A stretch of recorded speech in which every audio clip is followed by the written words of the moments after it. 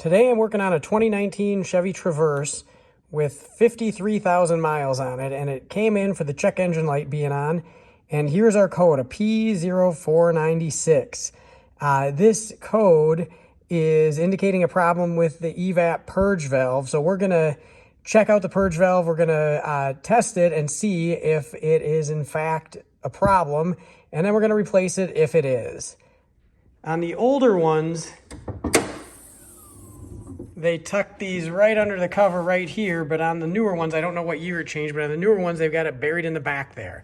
So we're gonna start by pulling the engine cover off, and I think we're gonna have to take the intake boot off too, and then we're gonna gain access to it. So the fanciest tool I'm gonna be using today is the scanner, and you do not need a fancy scanner at all, it's just a P code.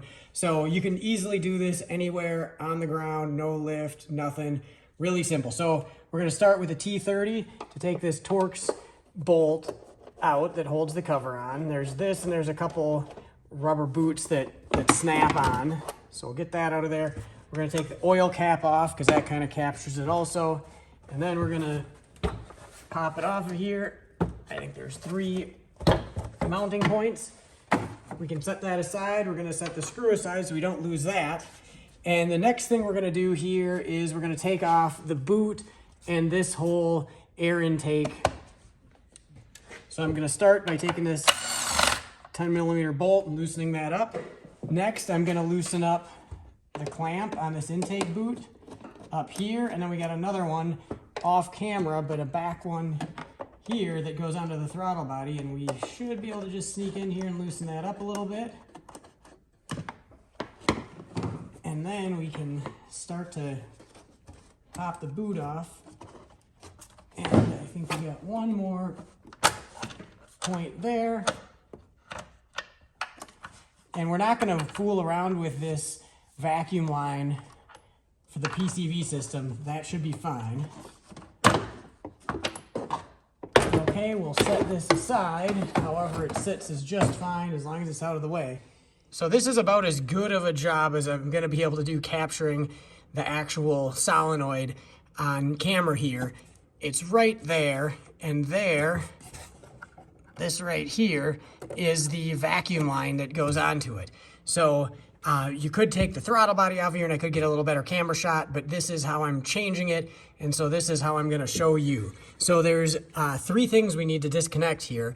We need to disconnect the vacuum line, and we're gonna press on the bottom of that, and that should be, there's a little bit of a weird angle, but we got that disconnected. Then we've got a harness on the back here, and there's a tab on the back of that. So I'm gonna press on the tab and unplug that. I got that. I'll show you, I got it over here to the left. I'll show you a better shot of that in a moment. And then we've got a 10mm bolt kind of towards the bottom. And I already checked, I can sneak my little 12-volt impact right in here. Just not a real strong impact, but perfect for an M6 fastener like the one holding this. So I got my 10mm socket on there. We're just gonna zip that back. We'll pull the impact back out of there. You could of course do this with any tool you want. I just chose to use the impact. And then we should be able to wiggle this around a little bit and pop it straight out. Okay, so there it is. So you can see there's the fastener that I put the 10mm socket on. And if we flip it over, there's the plug. And so you can see that little tooth right there that the clip hooks on. So you just squeeze it and pull it right out. Now, if you had trouble pulling that plug out, you could always remove the whole thing and move it off to the side over this way and get a little better visual and maybe get your hands on a little better over here, back down in the back there. I didn't need to do that because it came right unplugged. So here it is. So now we're gonna test it. So there's a couple different ways that you can test these things, but the main thing you need to know is that this should be closed when it's de-energized, when there's not a signal to it, when it's not plugged in, it should be closed. And so we're gonna do the most simple way possible to test this thing, and I'm gonna blow into one end and see if any air comes out the other side. And if anything comes out, then it's bad. It should be relatively easy to find out.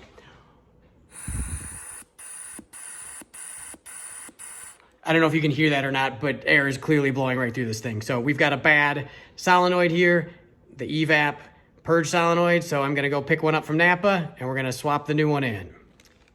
All right, so I ran to Napa. I got myself an EVAP Purge solenoid. I'll throw a link in the description below for it online anyways. Otherwise, just go to Napa, tell them what you need. But I'll put a link in the description to Amazon or something like that. Just to confirm that we in fact had a bad one, we're gonna do the same test on the new one. Nothing's leaking through. I'm blowing as hard as I can and nothing's going through. Now you could put like a vacuum gauge on it and things like that, and that's just fine, but it's quite simple. You really don't need any special tools. So I've got everything set up on the new one, got it matched up to how the old one was, an O-ring, the big grommet, the little grommet, there's a sleeve in there, and then the bolt. So we're ready to install this. Okay, so I'm gonna reach around here and we're gonna get it put back in the vacuum port in the manifold.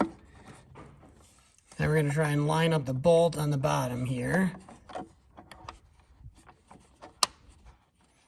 We'll get that started by hand. Okay, then we're gonna plug in the vacuum line, make sure that clicks in. And then, oh, got the harness plugged in. That was ridiculously easy. Then I'm gonna sneak my little impact down in here. Again, this is a pretty light duty 12 volt. Couple clicks, it's plenty tight. We'll sneak that out of there. So we're done with the install. So now we're just gonna get the boot and the intake stuff put back on and the engine cover. All right, I turned the car on, I cleared out the code, I started it up.